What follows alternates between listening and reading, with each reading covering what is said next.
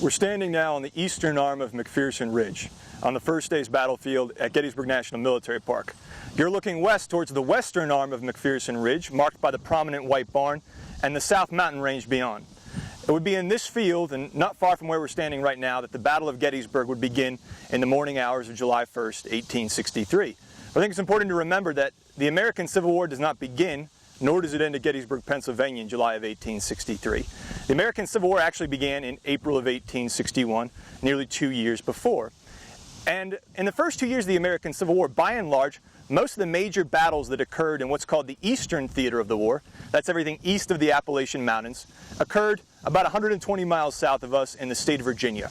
There, in the first 2 years of the American Civil War, we have the two armies that will eventually wind up on this battlefield at Gettysburg, Pennsylvania. One is the Union Army. It's called the Army of the Potomac. The other is the Confederate Army. It's called the Army of Northern Virginia. The Union Army is larger.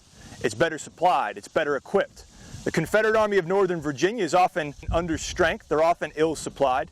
Yet, in the state of Virginia, in the first 2 years of the American Civil War, it seems as though every time the Union Army of the Potomac faced off against the Confederate Army of Northern Virginia, despite the many advantages the Union Army had, the Union Army ended up losing. They suffered defeat after defeat after defeat. With each defeat, the morale of the men in that army is eroded. With each defeat, the men in the Army of the Potomac begin to lose faith in their generalship, in their leadership, some of them in the very cause for which they're fighting. By and large, the success the Confederate Army of Northern Virginia has in the first 2 years of the American Civil War is due in part to the great leadership that army had, primarily one man, Robert E. Lee. Robert E. Lee takes command of the Confederate Army of Northern Virginia in June of 1862 and goes on to lead it again to victory after victory. But by late May 1863, approximately 2 months before the Battle of Gettysburg, Robert E. Lee realizes he has a big problem and a big question. Lee's problem is this: he's won a lot of battles, but he hasn't won the war. He hasn't achieved Confederate independence. Not only that, he hasn't even driven the Union Army of the Potomac out of Virginia. His question is, what is he going to do next?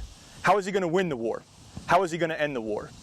And in late May 1863, Robert E. Lee will develop a very bold, a very daring plan. He intends to bring his army, 75,000 men strong, north, through northern Virginia, across the Potomac River, through Maryland, and hopefully here, to Pennsylvania. Now, Robert E. Lee knows this will be difficult, but he believes if he can get his army up here, it will accomplish a number of his objectives. First, Lee's betting that if he invades Pennsylvania, a northern state, a free state, the Union Army of the Potomac will follow him north. And what that means is if you're a Virginia farmer, you get a break.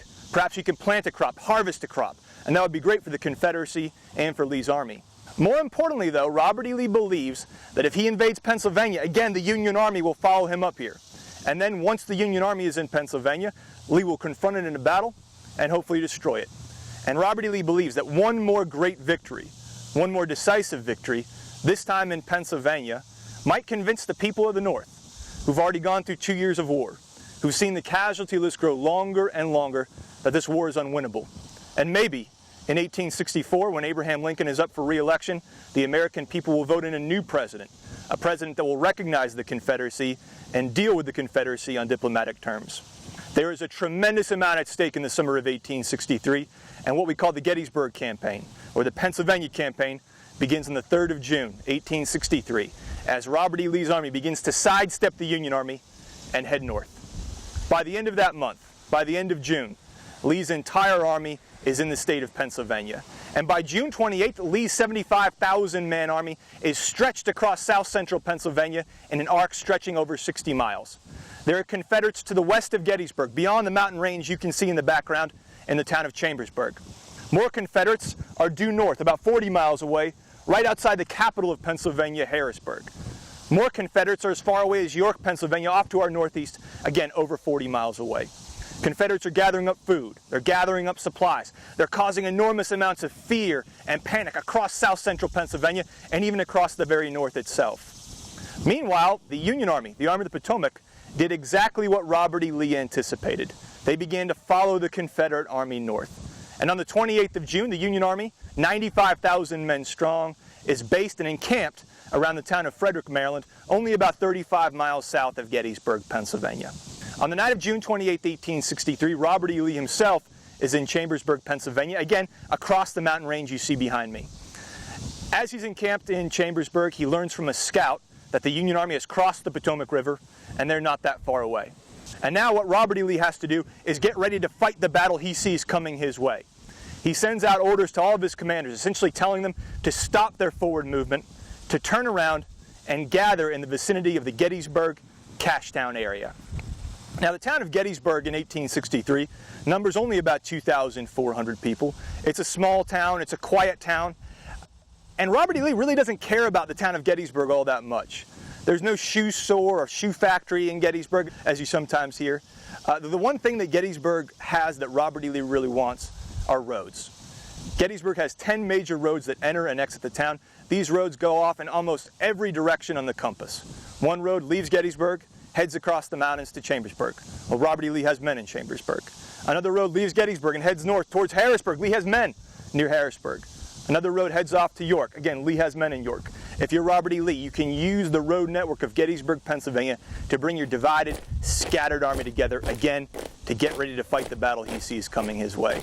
So imagine 2 days before the Battle of Gettysburg, this massive 75,000 Confederate army begins to move towards the town.